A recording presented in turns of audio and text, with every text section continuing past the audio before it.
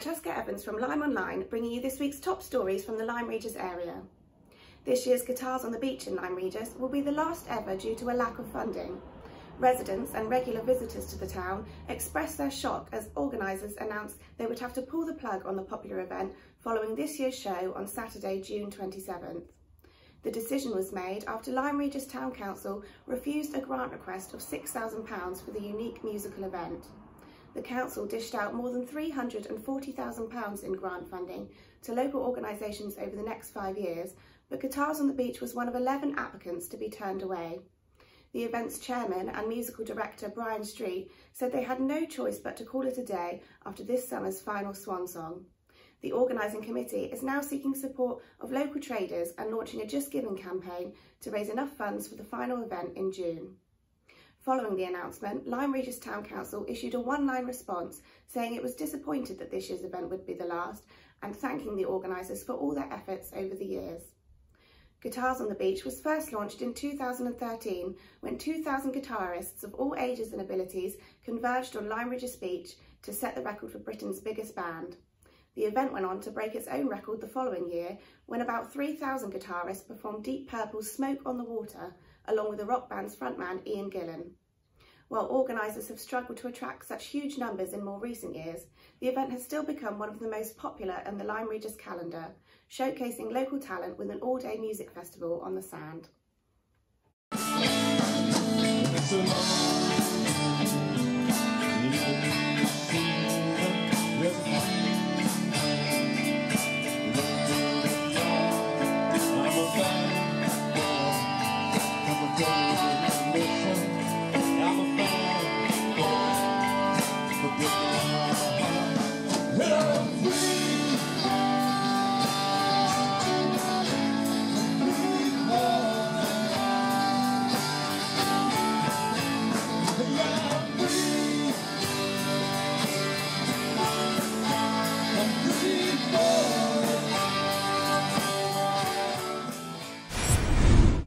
Volunteers from Lyme Regis Lifeboat Crew will feature on the BBC series Saving Lives at Sea later this month.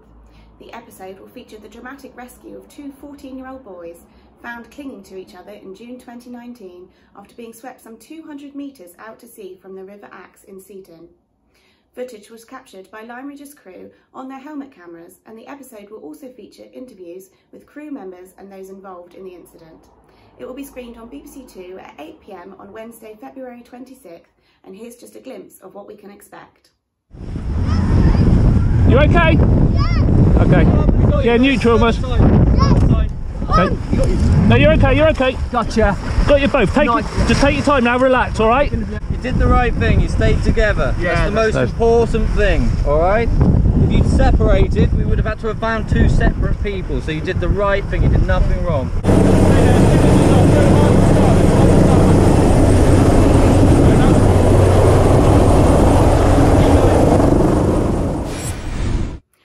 Lyme Regis was battered by Storm Ciara last weekend, and residents are being told to batten down the hatches once again as Storm Dennis rolls in.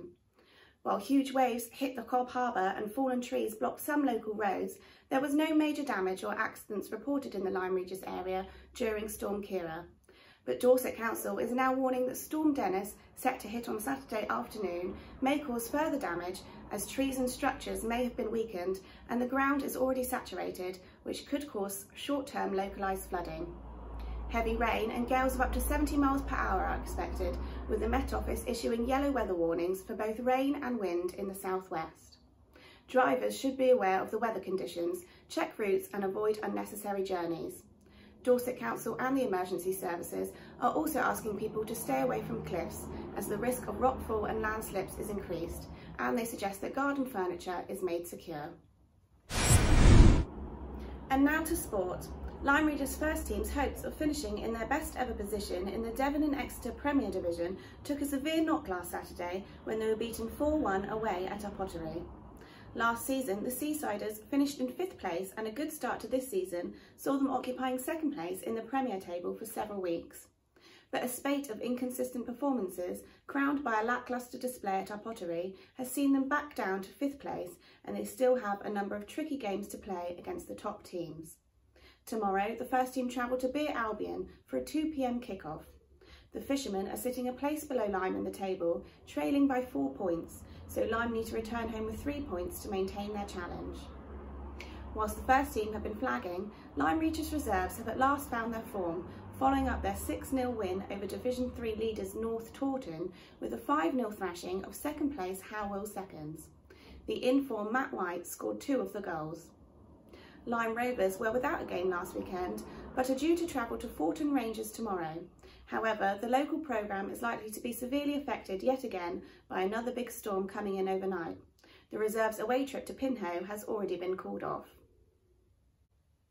And finally, here's some good news for enthusiastic young runners. Park runs have become hugely popular all over the country in recent years, and Lyme Regis now has its own junior version for ages 4 to 14, organised by keen local runner Mark Jenkin and his wife Karen. Look out for full details in next Friday's printed issue of LymeOnline. Thanks for watching LymeOnline's weekly news bulletins. Have a great week and happy Valentine's Day.